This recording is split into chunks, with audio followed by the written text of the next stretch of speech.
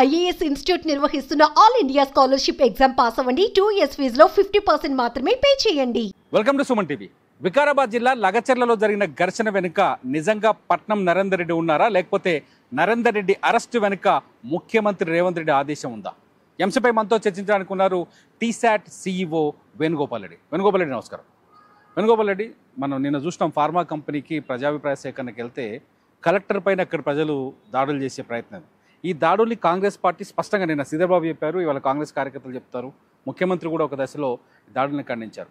నిజంగా ఈ దాడుల వెనుక బీఆర్ఎస్ పార్టీ కుట్ర ఉందా? నిజంగా నరేందర్ రెడ్డి పాత్ర ఉందా, లేకపోతే దీని వెనుక రాజకీయ గేమ్ అయినా ఉందా? ఏ గేమ్ ఉన్నా ఒకటి, పట్నం నరేందర్ రెడ్డి గారి యొక్క హస్తము, కేటీఆర్ గారి యొక్క హస్తము ఇందులో ఉందనేది స్పష్టంగా అర్థమైంది. ఒక కలెక్టర్ మీద దాడి చేయించారు వీళ్ళు, అంటే దాడి చేయించి అల్లర్లు సృష్టించాలని ఒక ప్రయత్నం చేశారు. అంటే అవసరమైతే హత్యలు కూడా చేయించాలనే కుట్ర చేసినట్టుగా మనకు స్పష్టంగా కనపడుతున్నది. ఓకే, ఇందులో అతను టీఆర్ఎస్ సంబంధించిన కార్యకర్త, నేమ్ అవసరం లేదు, సురేష్ అని చెప్తున్నారు. అతను వచ్చి కలెక్టర్ గారి దగ్గరికి వచ్చి ఇక్కడ ఇప్పుడు ఎవరు లేరు, మీరే అక్కడికి రావచ్చు కదా అని ఒక అడిగిన విధానం చూసిన ఒక సినిమాటిక్గా ఉంది. ఓకే, సినిమాలో ఒక రౌడీలు ఒక ట్రాప్ చేసి తీసుకుపోయి మర్డర్లు చేస్తారు చూసినావా, ఆ టైపులో స్కెచ్ చేసినట్టుగా కనపడుతున్నది.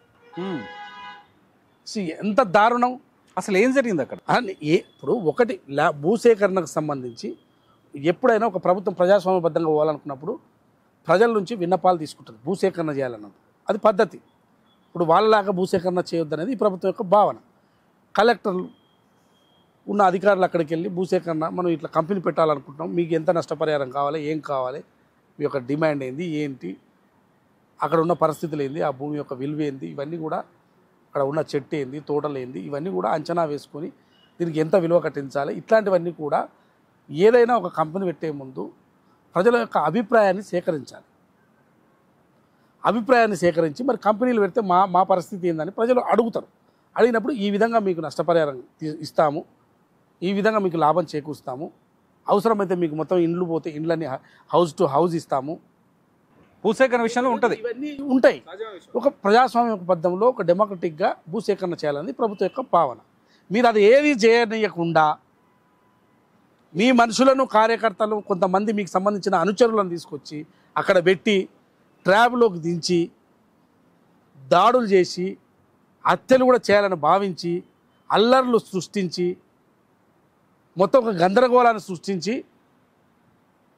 ప్రభుత్వాన్ని బదనాం చేయాలని ఒక కుట్ర కోణం కనపడ్డది ఇందులో స్పష్టంగా. ఎవరికైనా చూస్తే మీరు చూడండి, పట్నం నరేందర్ రెడ్డి గారు చేసిన వ్యవహారమైన, అతను పంపిన అనుచరుడు ఏ విధంగా కలెక్టర్ గారితో మాట్లాడారు, అది చూస్తే భయం అవుతుంది, ఇట్లా కూడా చేస్తారా అని. సో ఇట్లా ట్రాప్ చేసి ఈ విధంగా చేసి దాడులు చేసి మొత్తము అల్లర్లు సృష్టించాలని అనుకున్నారు. అది దీనికి అంతకన్నా ముందు ఏదైనా ఒక విచారణ జరుగుతున్నప్పుడు వీళ్ళు ఎవరెవరితో మాట్లాడారు, ఏంటి, కాల్ డాటా తీస్తారు కదా, ఎవరెవరికి ఈ సమయంలో కాల్స్ పోయినాయి, ఏం పోయింది అనేది విచారణ చేస్తున్నప్పుడు జరుగుతాయి కదా. మొత్తం పట్నం నరేందర్ రెడ్డి గారితో, కేటీఆర్ గారితో ఆయనకు మాట్లాడడం, ఈయనకు మాట్లాడడం ఉందని వస్తున్నాయి కదా, మనకు వింటున్నాం కదా వార్తలు, ఇదంతా జరుగుతుందని. సో ఇది ఒక కుట్ర చేయడానికి ఇప్పుడు జరుగుతున్న మొత్తం. ఎందుకంటే ఇవాళ ఎందుకో వాళ్ళంతా గాయ తిరుగుతున్నారు, వాళ్ళు ఢిల్లీకి ఉరుకుతున్నారు, పదే ఢిల్లీకి పోతున్నారు, ఇంకో దాని మీద ఆరోపణ చేసే ప్రయత్నం చేస్తున్నారు, ఇంకో దాన్ని ఆరోపణ చేసే ప్రయత్నం చేస్తున్నారు. వాళ్ళ మీద ఏవేవో చుట్టుకుంటున్నాయి, మొత్తం చుట్టుముడుతున్నాయని, మొత్తం వాళ్ళు చేసిన అవినీతి అంతా బయటకు వస్తుంది, వాళ్ళంతా చుట్టే అవకాశం ఉంది, ఇది ఏదో జరుగుతుంది, విచారణలో మొత్తం బ్లేమ్ అయ్యే అవకాశం ఉందని చెప్పి వాళ్ళు ఏదో ఈ అల్లర్లు సృష్టించాలి అని చెప్పి ఒక గేమ్, ఒక కుట్రగా కనపడుతున్నది. ఇది నాకైతే స్పష్టంగా అట్లే కనపడుతున్నది. అసలు ఏం జరిగింది అక్కడ ఏం జరిగింది? ఇదే కదా జరిగింది, స్పష్టంగా కనపడుతుంది కదా. సురేష్ అనే వ్యక్తిని వీళ్ళు పురమాయించి కలెక్టర్ దగ్గర అర్థమైంది కదా పురమాయించిన అనేది. మీకు ఆ వీడియో చూడలేట్టుంది, ఇంకా మీరు చూడాలి మీరు వీడియో. అంటే వీళ్ళు అమాయకులను కూడా అందులోకి దించి అల్లరి సృష్టించంటే, నేను ఇప్పుడు ఈ కుట్ర చేయించేది కింద ఉన్న వాళ్ళ అనుచరులు, వాళ్ళ కార్యకర్తలు చేస్తారని నేను అంటారు. వాళ్ళ కార్యకర్తలు ఈ విధంగా పురమాయించి వాళ్ళకి ఇదంతా పురమాయించి ఈ పని చేసి పోతే ఏముంది, వాళ్ళ కార్యకర్తలే కదా పోయే, దాడులు జరిగి దెబ్బలు తిని. కానీ కేటీఆర్ కానీ అంటే పోలీసు ఒకవేళ అట్లా ఏమైనా జరిగి అక్కడ గలాట మొత్తము దాడులు జరిగితే పోతే వాళ్ళ కుటుంబాలు పోతాయి, వీళ్ళవి పోవు కదా. కానీ అరెస్టుకు ముందు ఈ నరేందర్ రెడ్డి గారి పట్ల నరేందర్ రెడ్డి కుటుంబాలు, కేటీఆర్ కుటుంబాలు నష్టపోవు కదా. నరేందర్ రెడ్డి చాలా కింద ఉన్న గ్రౌండ్ లో ఉన్న ప్రజలు నష్టపోతారు. కానీ వేణుగారు నరేందర్ రెడ్డి చాలా స్పష్టంగా మాట్లాడారు. సురేష్ బీఆర్ఎస్ కార్యకర్త కావచ్చు, సురేష్ బీఆర్ఎస్ పార్టీలో యాక్టివ్ ఉన్న మెంబరే, మా యువ నాయకుడే. కాకపోతే ఏదైతే ఫార్మా కంపెనీకి భూసేకరణ చేపడుతున్నారో అందులో సురేష్ కూడా 7 ఎకరాల భూమి పోతుంది, ప్రశ్నించడం తప్ప అని చెప్పేసి నరేందర్ రెడ్డి చెప్తున్నారు. మీకు అక్కడ ప్రశ్నించినట్టుందా, దాడి చేసినట్టుందా? విజువల్స్ బయటికి రాలే, ఎమోషన్ వచ్చింది బయటికి. ప్రశ్నించినట్టుందా, దాడి చేసినట్టుందా? ఎమోషన్ వచ్చిందని చెప్తున్నారు. ఎప్పుడే కానీ అభిప్రాయ సేకరణ చేపట్టేటప్పుడు దాన్ని ఎస్ఆర్నో మా యొక్క అభిప్రాయం ఇదని తెలియజేస్తారు. దాడులు చేయరు. అట్లా అనుకుంటే ఇక ఈ దేశం నిర్మాణం కాదు, ఈ దేశంలో ఇండస్ట్రియల్ ఉండవు, ప్రాజెక్టులు కట్టలేము, కంపెనీలు పెట్టలేము. అభిప్రాయ సేకరణకు పోతే దాడులు చేసి పొడవాడాలి, చేయాలి. ఏంది అది? ఎట్లా దాడి చేసిర్రు? ఒక కలెక్టర్ మీద వచ్చింది ఓ రాజకీయ నాయకుడు కాదు కదా. సో వాళ్ళ మీద అంత దాడి చేస్తే కోపం వచ్చిందంట. ఎట్లా వస్తుంది కోపం? సో ఇది ఇట్లా దాడులు చేస్తే ఈ దేశంలో ఏమైనా నిర్మాణం అయ్యేదా? ఏమైనా కంపెనీలు వచ్చేదా? సురేష్ కూడా వన్ ఆఫ్ ది విక్టిమ్ అని చెప్తున్నారు కదా. వాళ్ళు ఎట్లా అసలు కేటీఆర్ గారు నిజంగా ఎందుకు మాట్లాడుతున్నారు? వాళ్ళు ఎంత ఒక రాష్ట్రంలో పరిపాలన సరిగ్గా లేదు, శాంతి భద్రతలు ప్రభుత్వం అది చేయాలని వాళ్ళ ప్రయత్నం. వాళ్ళు ఇవన్నీ అల్లలు. కలెక్టర్ మీద దాడులు జరగడం చూసాము ఇదివరకు. లేలే వాళ్ళు కలెక్టర్ దాడి చేయాలనుకున్నా, ఇంకేం చేయాలనుకున్నా తెలియదు. కానీ ఇవాళ అల్లలు సృష్టించేదో చేయాలి, గందరగోళం చేయాలి, ఇంకా జాగవ్వాలి. వాళ్ళకు ఇంకా ఎక్కువ చేస్తున్నారు. అది కరెక్ట్ పద్ధతి కాదు, ప్రజాస్వామికంగా పద్ధతి కాదు. మొత్తం మేము చెప్పిందే సాగాలి అంటే కుదరదు అట్లా. వాస్తవానికి అక్కడ ప్రజలు ఏమనుకుంటున్నారు? ఫార్మా ఇండస్ట్రీని ఆహ్వానించి ఏదైనా ఒకటండి తిరుమల గారు, మీరు ఒక్కటే గుర్తుపెట్టుకోండి. ఈ దేశంలో ఎన్నో ప్రాజెక్టులు కట్టారు, ఈ దేశంలో ఎంతో నిర్మాణం జరిగింది, ఎన్నెన్నో ఇండస్ట్రీలు వచ్చినాయి, ఎన్నో యూనివర్సిటీలు వచ్చినాయి. అన్నీ భూసేకరణ చేస్తున్నాయి కదా.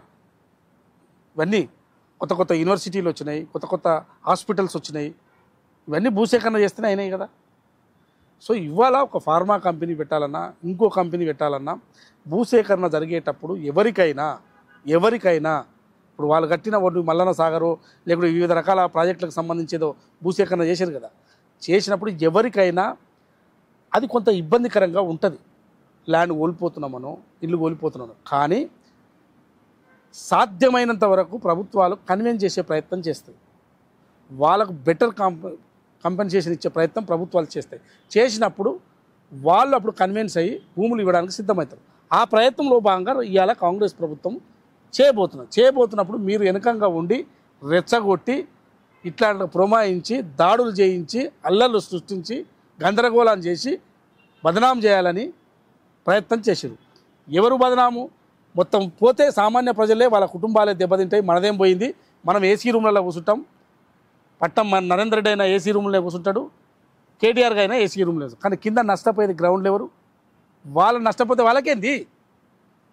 కానీ ఈ ప్రభుత్వం అట్లా చూస్తూ ఊరుకోదు, వాళ్ళని కన్విన్స్ చేస్తుంది, మీరు చేసిన తప్పులు బయట పెడుతుంది. అది గుర్తుంచుకోండి తస్మాత్. నరేందర్ రెడ్డి అరెస్ట్ వెనుక ఎటువంటి కుట్ర లేదంటారు. ఎట్లా ఉంటుందండి? ఎవరు కుట్ర ఉంటుంది? ఎందుకు ఉంటుంది? ఏముంది? ఆయన ఇప్పుడు మంచి పని చేసిండా? ఏం పని చేసిండు ఆయన? ఒక కుట్ర చేసిండు ఒక కలెక్టర్ మీద. ఇది మొత్తానికి లగచెర్ల ఘర్షణ వెనుక బీఆర్ఎస్ కుట్ర ఉంది, బీఆర్ఎస్ హస్తం ఉంది అనేది వేణు అభిప్రాయం. చూస్తూనే ఉండండి సుమన్ టీవీ. నమస్తే.